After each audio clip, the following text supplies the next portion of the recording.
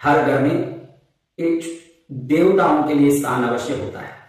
आज हम देखेंगे कि इन देव स्थानों में ऐसी कौन सी 6 वस्तुएं हैं जो नहीं होनी चाहिए। और देवस्थान उसे कहते हैं जहां से पॉजिटिव वाइब्रेशन का, सकारात्मक ऊर्जा का निर्माण होता है, जो पूरे घर को सकारात्मक करता है, समृद्ध करता है। आपके घर के देवस्थान को देखकर ही जरूर कह सकते हैं कि इस घर की समृद्धि और सुख कितनी हो सकती है, क्योंकि एक घर की सुख समृद्धि के निर्माण में उस घर का देवस्थान महत्वपूर्ण अंग रखता है। और ऐसी 6 चीजें हैं जिन चीजों का अगर हम बराबर ध्यान रख लें तो वो देवस्थान निश्चित ही ऊर्जादायक, सुखदायक, समृद्धिदायक, सिद्धिदायक, आशीर्वाददायक बन सकता है। और ये 6 चीजें क्या क्या है जो घर के मंदिर में नहीं होना चाहिए। कई घरों में एक छोटा सा पूरा कमरा ही मंदिर के लिए अलग से बनाया होता है, जिसमें मंदिर बना होता है। किसी घरों में जो छोटे घर हैं, व्यवस्था कम है, तो एक छोटा सा एक आला गोखला, एक छोटा सा स्थान या एक छोटा लकड़ी का सेल्फ जैसा कुछ बना के उसमें देवों को रखा जाता है। कुल मिला के एक पूरा कमरा हो या एक सेल्फ हो, ये 6 चीजें कौन सी है जो नहीं होनी चाहिए, जिसको हम देखें, जिस सुधार के बाद निश्चित ही घर में पॉजिटिव वाइब्रेशन का, उत्तम समृद्धि और सुख का प्रादुर्भाव होने लगेगा। इसलिए इस पर जरूर ध्यान देने जैसा है। नंबर 1, सबसे पहले कोई भी तस्वीर या मूर्ति हो आपकी पूजा में हो, वो कोई भाग से खंडित नहीं हो। अगर फोटो हो तो उसका फ्रेम या कोई भी कोने में टूटा हुआ, फटा हुआ हो तो उसको बदला के नया रखें। और मूर्ति भी कहीं से खंडित नहीं हो। घंटी वगैरह हो तो उसके अंदर की जिह्वा बराबर हो। कई घंटियां ऐसी पुरानी हो गई, अंदर से वो जो बजने वाला अंदर का नोक है वो निकल चुका होता है, लेकिन अपन वहां रखे रहते हैं। ऐसा कोई भी टूटा सामान, फूटा सामान, टूटा फ्रेम, खंडित मूर्ति निश्चित ही वहां एक नेगेटिव एनर्जी क्रिएट करता है, जिससे घर में वाद विवाद, रोग, संकट सब उत्पन्न होते हैं। नंबर 1 और सबसे पहला काम है खंडित मूर्ति, टूटा हुआ फोटो और ऐसा कोई चीज नहीं रखें जो टूटा हुआ हो। कई लोग तो घर में कोई भी सामान फालतू का पड़ा हो तो मंदिर जी के अंदर रहे हुए सेल्फ में, अलमारे में काफी जगह रहती है तो वो सब लाके यहाँ जमा करने लगते हैं। ध्यान रखें कि मंदिर के अंदर कोई भी फालतू की चीज, पुरानी चीज, वेस्ट चीज, टूटे डब्बे, टूटे कोई भी फूटे चीज, कोई भी फालतू की चीज नहीं हो। बिल्कुल व्यवस्थित शुद्ध मंदिर हो और खाली माचिस का डब्बा, कोई भी ऐसा कोई चीज वहां नहीं रखें जिससे उस मंदिर से नेगेटिव एनर्जी क्रिएट हो।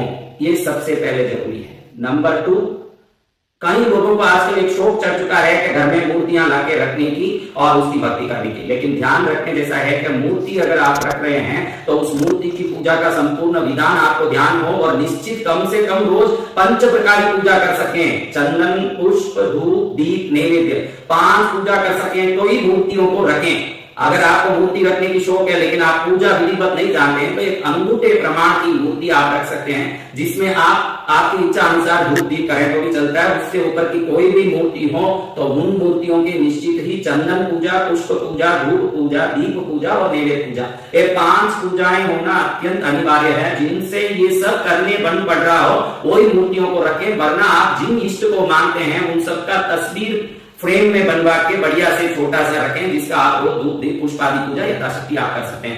नंबर 2 ये है कि भाई हम यथासंभव मूर्ति पूजा की पूरी जानकारी हो व मूर्ति पूजा करने जैसी हमें क्षमता हो, हर दिन पूजा होती हो तो ही मूर्तियों को रखें, वरना चित्रपटों से, फोटो से ही घर में पूजा करें। अगर मूर्ति रखना ही है तो अंगूठे प्रमाण तक यानी अधिकतर 3 इंच तक की मूर्तियों को रख सकते हैं। ये दूसरा।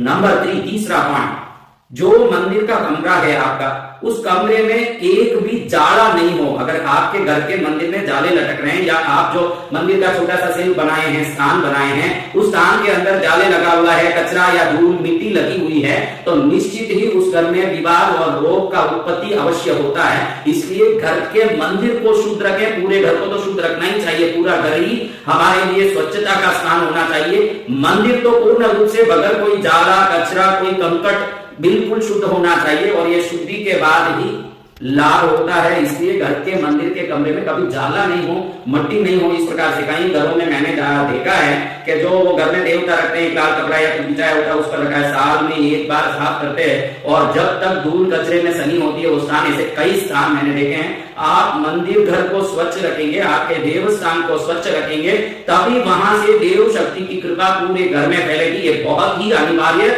बहुत ही जरूरी चीज है। चौथा है, कई लोग रोज पुष्प पूजा नहीं करते हैं। रोज पुष्प पूजा करें तो बहुत अच्छा है। अगर आप धूप दीप तक कर रहे हैं तो इतना ही लाभ आपको मिलेगा जितना आप सेवा कर रहे हैं।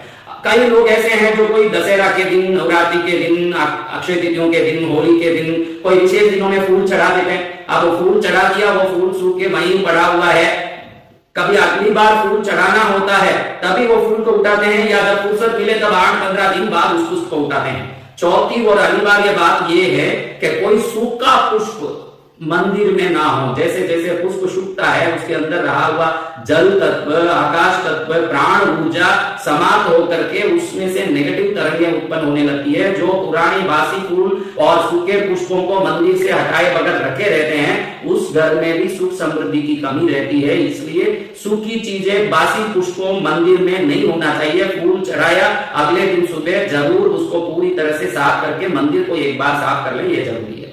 5 बार कई घरों में रोज नैवेद्य नहीं चढ़ता है मंदिर में। अगर रोज नैवेद्य गरम गरम चढ़ाते हैं और उसमें से भाप निकलता है, लापसी चढ़ाते हो, खीर चढ़ाते हो, कुछ भी, तो वो गरम गरम भाप निकलता है तो कुल देवी को, इष्ट देवताओं को बहुत प्रसन्न करता है। और कोई कोई कभी कभी त्योहारों के दिन नैवेद्य चढ़ाते हैं, और हमने कई घरों में ऐसे देखा कि खीर चढ़ाया, लापसी चढ़ाया, रख दिया, फिर 3 दिन 4 दिन तक वो खीर लापसी सड़ के गंध रहा है, उसके बाद ही वहां से उसको हटाते हैं। कई लोग तो भूल ही जाते हैं इन सबको उठाने। तो कोई भी नैवेद्य रखा हो, कोई भी वस्तु रखा हो, तो उसको निश्चित रूप से तुरंत शाम से पहले वहां से हटा दें, मंदिर को साफ कर दें, क्योंकि इन चीजों का इफेक्ट बहुत पड़ता है और ये गलतियां ही घर में दुख का कारण बनती है। जो चाकू खरीद के लाता है और उपयोग नहीं जानता है, उस खुद के हाथ को वो काट लेता है। इसलिए चाकू खरीदने वाले को जितना चाकू के उपयोग का ज्ञान होना जरूरी है, देव पूजा करने के इच्छुक लोगों को देव पूजा का ज्ञान भी बहुत जरूरी है। तो हमने देखा कि 5वें में नैवेद्य बासी पड़ा ना हो, कोई भी फल हो, कोई लापसी खीर पूरी हो, वो पढ़ के पूरे सामने गंदा बास रहा है, बाद में उठाए, ये गलती नहीं करें, उसको तुरंत उठा के साफ कर दें। 6ठा और आखिरी बात है कि आजकल घरों में ये फोटोओं पर, मूर्तियों पर ये सीरियल लाइटों का, ये छोटे छोटे लाइट, जगमगाते लाइटों को डाल के डेकोरेशन करने का एक नया पद्धति है। मैंने कई घरों में देखा कि अपने घर के मंदिर में फोटोओं पर भी ऐसे लाइट लगा देते हैं जो करंट से जलता है, इलेक्ट्रिसिटी से जलता है, मूर्तियों पर भी डाल देते हैं, खूब सजा देते हैं, सोचते हैं कि सुंदरता है। आपको बता दूं कि एक घी का या तेल का दीपक से जो रोशनी निकलता है वो देवों के शरीर को प्रकाश देने वाला बनता है। वो देव शरीर जिससे प्रकाश निकल के खत्म हो रहा है, उस प्रकाश को पुनः भरने में जो दीपक काम आ रहा है, इसीलिए वो दीपक देवों पर हमारा एक आराधना का बल देता है, बदले में देवता हम पर शक्ति देते हैं। ये दीपक प्राकृतिक रूप से देवों का आशीर्वाद देने वाला बनता है। और ये जो आप जगमगाते लाइटें डाल रहे हो, ये फोटो पर सब डाल रहे हो, इस पर से विद्युत निकलता है तो वो देव शक्ति पर जाके प्रहार करता है। और जो मूर्तियों पर, फोटोओं पर इस प्रकार की लाइटों से डेकोरेशन करते हैं, वो जरूर घर में नुकसान पाते हैं। उससे कहीं ना कहीं रोग, विवाद, संकट उत्पन्न होता है। अगर आपको डेकोरेशन करना है तो घर के मंदिर के ऊपर भाग में, दरवाजे पर, बाहर आपके जो सेल्फ है देवों का या कमरा है, उस पर कर सकते हैं। जो पूजा कर रहे हो उन्हीं फोटो पर या मूर्तियों पर लाइटें डाल करके सजाने से निश्चित ही देव कृपा की कमी हो जाती है। इसलिए 6ठे कारण में ये सब चीजें ना करें तो बहुत अच्छा है। ये 6 चीजें, नंबर 1, कोई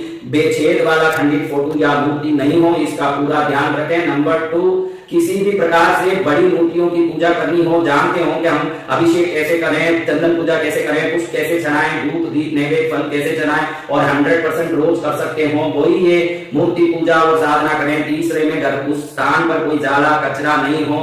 चौथा, सूखा पुष्प कुछ नहीं हो, एकदम बासी पुष्प पड़ा नहीं हो, उसको शुद्ध रखें। 5वें में नैवेद्य बासी वहां पड़ा न रह जाए, पहले तुरंत शाम से पहले, सुबह चढ़ाया हो तो शाम पहले वो साफ कर दें। 6ठे में ये जो electric bulb light, serial lights वगैरह आए हैं, उससे मूर्तियों को, फोटोओं को नहीं सजाएं, क्योंकि घर घर में आजकल इसकी प्रथा शुरू हो गई है। नवरात्रि आई, दिवाली आई, हम सीधे मूर्ति, फोटो पर सब लाइटें लगाने लगते हैं। देवों पर ये विद्युत की लाइटें नहीं डाली जाती है, उनकी दीपक धूप से पूजा होती है। इन 6 चीजों को अगर घर मंदिर में बराबर ध्यान से कोई संभाल ले कि ये चीजें या नहीं हो, उनको बहुत लाभ होता है। और एक चीज ऐसी बताऊंगा जिसका होने से निश्चित घर मंदिर से देव कृपा होती है। एक छोटी सी कांच की बोतल है, उस कांच का बोतल का ढक्कन प्लास्टिक का नहीं हो और कोई भी धातु का ढक्कन हो तो चलेगा। ऐसा एक बोतल है, उस बोतल में बरास, जिसको बोलते हैं असली कपूर, कपूर आजकल जो आ रहा है ये केमिकल का आ रहा है। ऐसा कपूर से तो नेगेटिविटी बनती है, असली बरास बोलेंगे तो वो बरास दुकान में मिलेगा शुद्ध बरास, आप बोलेंगे असली कपूर, प्राकृतिक कपूर। उसको इस बॉटल में थोड़ा सा भर लें, ज्यादा नहीं, 50 ग्राम 100 ग्राम। फिर उसको आपकी कुलदेवी को प्रार्थना करके, घर में जितने परमात्मा देवी देवताओं के फोटो हैं सबको प्रार्थना करके फिर उस बॉटल को मंदिर जी में रख दें, तो आप आश्चर्यजनक रूप से देखेंगे कि थोड़े दिन में देव कृपा से विभिन्न कार्य संपन्न हो रहे हैं, जो जो सोचा वो सब पूरा हो रहा है। क्योंकि ये बरास लक्ष्मी का निवास स्थान माना जाता है, जहां पर बरास होता है वहां पर निश्चित लक्ष्मी होती है। तो मैंने 6 ऐसी चीजें बताई है जो मंदिर में नहीं होना चाहिए। ये बरास जो बताया है निश्चित वो मंदिर में रहने से विभिन्न प्रकार की नेगेटिव ऊर्जा को समाप्त करती है, विभिन्न प्रकार के दोषों का निवारण करती है और घर में सुख समृद्धि का प्राकट्य करती है। इन चीजों का बराबर ध्यान करके आप घर मंदिर से विभिन्न कृपा और समृद्धि, सुख, आनंद, आरोग्य प्राप्त करें। यही मंगल कामना, जरूर आप इसका लाभ लेंगे, ऐसे विश्वास करता हूं।